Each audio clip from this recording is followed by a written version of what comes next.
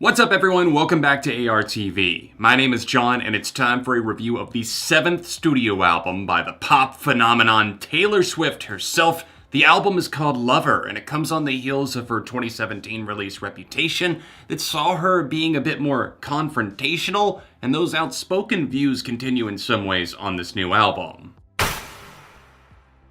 Is it all in the title, or is it a little bit more complicated than that? When I saw the reveal for the lead single, Me, I could tell that she was already signaling this brighter era, and obviously we got the album cover, the track list, everything started to roll out about Lover, and it makes sense considering her now long time, especially for her relationship with Joe Alwyn, a British actor. Now that relationship has inspired an album, and it's great to see some positivity flowing forth from this singer-songwriter that has a lot of talent in her, but I was interested to see what would she do after Reputation tinkered with her core sound so much, and after the synth pop machine that was 1989, one of my favorite records from her right there. It was just gonna be an interesting amalgamation, and that's exactly what this album is. There's country songs on here, there's also synth pop bangers, and also some that kind of dabble with a little bit of trip hop, dare I say, trip pop possibly, perhaps being the right word.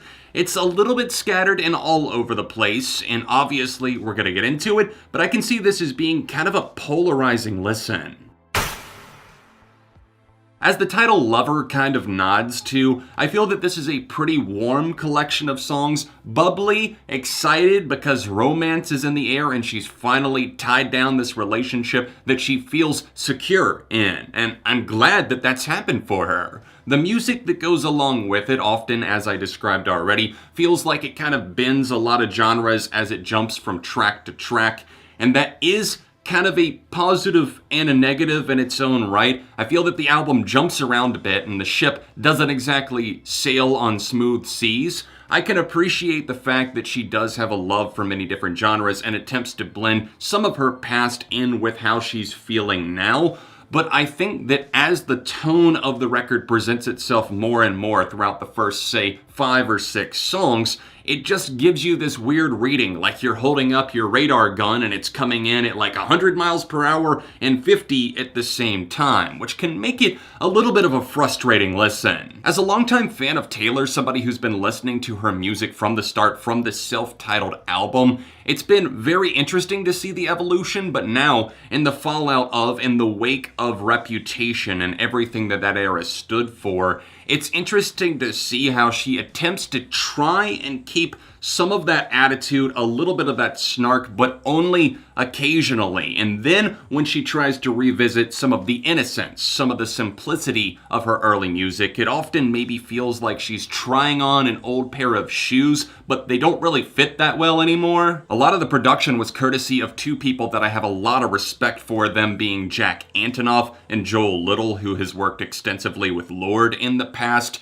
I feel that they absolutely killed it on some of these tracks, making them have a snap, a really good percussion vibe to them, something that laces together pop melodies and also other styles and genres. But quite often, I find myself enjoying the music more than what Taylor actually has to say.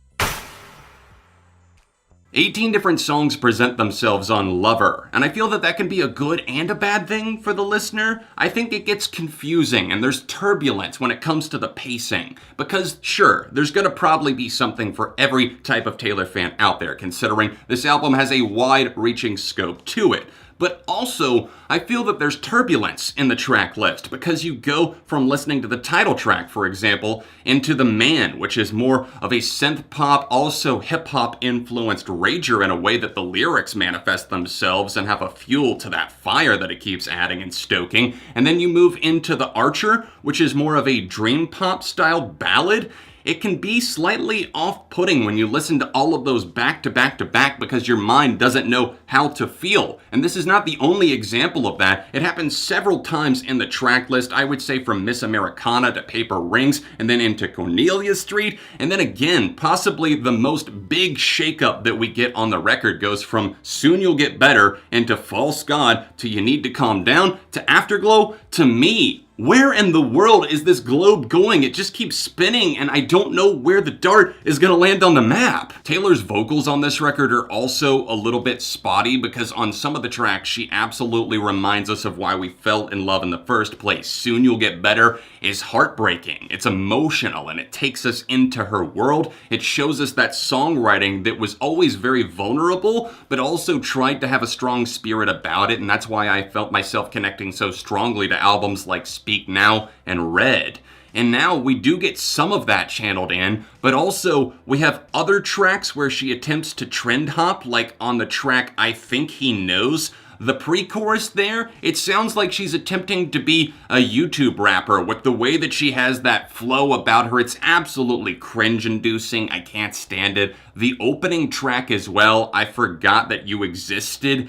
That is the epitome of, oh, I don't care. I don't care about them. They don't mean anything to me. But secretly, deep down, you care. You're looking them up on social media every night and watching their every move, but you're saying that you don't care. That's all of that blended together and put into one song. And the beat on that track is aggravating as hell. And also just the musical tone, the way that she comes off vocally on that, it doesn't even feel like Taylor in a lot of ways. And it's not a good, unique experience either.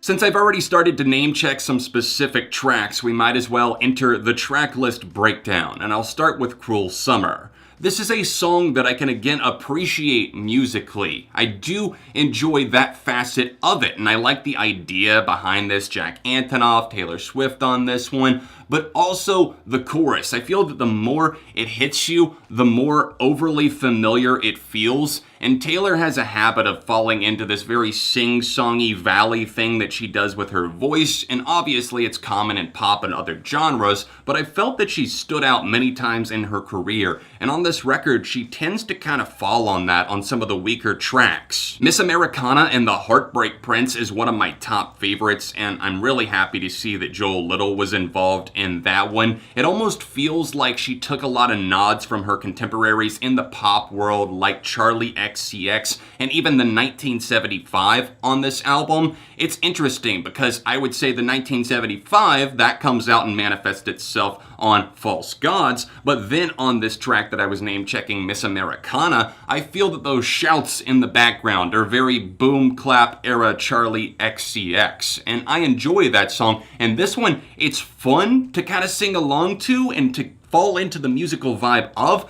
but also there's kind of an important message on this one. Sure, it could be taken at its surface level word, which is saying this is about a high school experience, prom, and everything like that, but also I feel that there's social commentary on this, and I appreciate when Lover isn't, as an album, just being so on the nose, and I feel that's why I criticize the songwriting on a lot of this album, because in places it just feels too transparent. Here on tracks like this, there's some actual depth to it, and I love that. I miss that era of Taylor. Since I mentioned False God, that's one of a few songs that I feel comes across a bit more silly. It's harder for me to take serious with all of that over-the-top religious imagery that I'm sure some people are going to be like, oh my god, it's so smart because she used this, and oh, my body is like the altar. All of these lines don't really add up to being anything other than sounding like faux 1975, especially with that sax attempting to set the mood on the song. It doesn't really accomplish that mission very well. And then the song Paper Rings, in a very different atmosphere musically, again, feels really cheap and cheesy. I don't know why. I mean, sure, it's fun enough, but I couldn't see myself coming back to it. It feels like something that would play at like a country star's wedding or something. Alright, I've gotten some criticisms out of the way. Now let me talk about some of the songs that I genuinely loved. Some of the experiences that really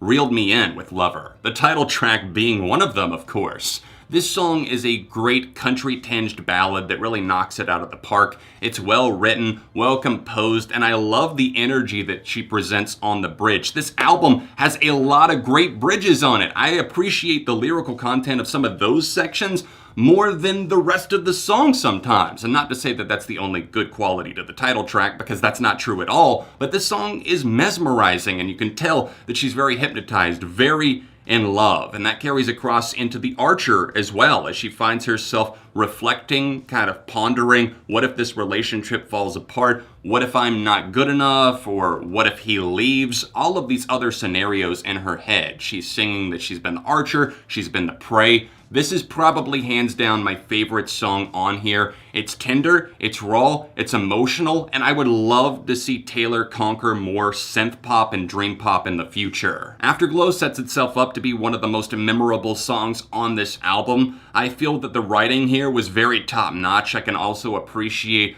the more minimalistic approach to the songwriting, to the way that the track is structured. And I could also say similar things about the closing moment, Daylight, which, coming out of a few songs that I feel a bit indifferent or else jaded on at this point, I think that Daylight was the right closer for this album. I will say, after all of that turmoil in that end portion, maybe the latter fourth of Lover, I feel that Daylight once again flirts with the idea of synth pop, dream pop, and it works quite well, and I like the outro. It just feels really well fleshed out, even if it is simple. Soon You'll Get Better is fantastic. This song definitely brought tears to my eyes. It's about Andrea Swift, Taylor's mom, her battle with cancer, and it does feel like an ode to Taylor's old style of music. A little bit of banjo on this track. The Dixie Chicks are on here. This is crazy. They're coming back to music. They're on a very sad track together, and the impact of this one can't be denied. A top favorite for me. To briefly touch on the two big singles from this album, Me featuring Brendan Urie, in addition to You Need to Calm Down, I feel that they've both aggravated me in different ways since the time of their release. I think that Me would annoy me less if I knew that it was like a one-off single for a kid's movie or something, because it's endlessly cheery. And yes, they removed the spelling is fun lyric, which, come on, if you're gonna do it, at least stand by your craft. Have some heart there, Taylor. But I do like the song, okay? I just feel that maybe it would be better served for like an elementary school pep rally. My feelings on You Need to Calm Down have really soured since the time the single released. I initially gave it a somewhat positive review, although I admitted that it could get irritating pretty quick, and guess what? It actually happened. There's a couple of reasons as to why I don't find this song appealing or good at all, really, anymore. Number one, I feel that it tried to appeal to a very specific crowd, and it didn't feel genuine. I'm sorry, but the appealing to the LGBTQ community, especially during Pride Month, the music video rolled out and everything like that, it felt like a gimmick to me, and it felt like 10 years too late of Taylor attempting some activism. Like, once everybody's already broken down the barriers, you're like, oh, I'm here too, and I'm doing part. It's like Conan taking credit for podcasting and the revolution there. It doesn't feel right. The Man is another song that has social commentary embraced on it, and I'm feeling conflicted on this track because from a musical point of view, it's a banger. I'm loving the music and the overall energy of this song. Even the clicking drum track on this one is not a bad thing at all. It's very infectious. But the heat that I'm feeling from the music is also something that I'm hearing seeping out of the lyrics. And I'm feeling maybe a bit confused, but also understanding, because I know that Taylor has been through a lot of legal stuff. I know that she's trying to own her masters again, her master recordings, or else to re-record her back catalog. And I just feel that this entire song is obviously taking shots and saying, would I have gotten there faster if I was a man? But also, she's like the most successful person in the world, so I'm going to assume that she wrote the song for other women who are out there struggling. But again, it kind of feels like it's just about her there, so I kind of have a bad taste in my mouth from it. I hope I'm not the only one that was kind of weirded out by It's Nice to Have a Friend. There's the use of the Mellotron on this track, which kind of does create a unique, vivid experience, but at the same time, the lyrics here, it's like, Taylor, are you married? Are you engaged or something that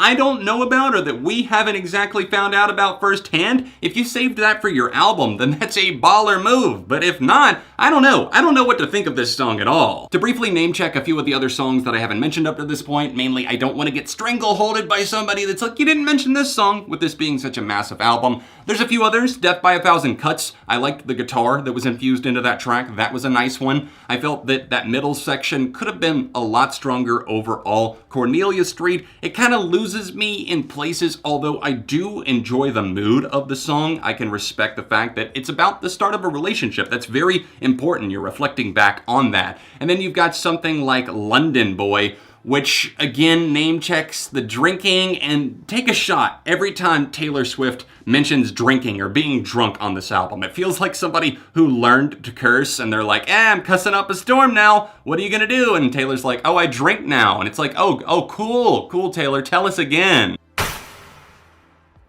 Taylor Swift's Lover is now out in the world, and it's crazy to think that every time she drops an album, it's kind of like a worldwide event, like everybody stops, eyes are on her, and maybe she's not as big as she once was. Maybe this album won't be the towering success that Red or 1989 or even Reputation were, but still, obviously, her name holds a lot of power. I'm interested to know, what is everyone else feeling about Lover? Because me personally, I feel that it's a mixed bag. There's some great tunes on here, but also the runtime, it's not quite deserving of over an hour. She's made long records that totally do deserve that, like Red and Speak Now, but this one just feels more conflicted. The music is often great, but the lyrics suffer, and Taylor's overall mood, it just kind of jumps around. But I do appreciate the album for what it is in some regards. I'm going to give this a 3 out of 5. Appreciate you tuning into my review of Lover by Taylor Swift. Don't forget to drop a like on this review, and remember that it's all just my opinion at the end of the day. I'd love to know what you think tastefully, respectfully in the comments section down below. If you want to see my review of Reputation, then tap here, or tap here to see my top 10 favorite Taylor Swift songs. Other than that, my socials are in the description, including my Patreon, and I'll see you soon for more on ARTV.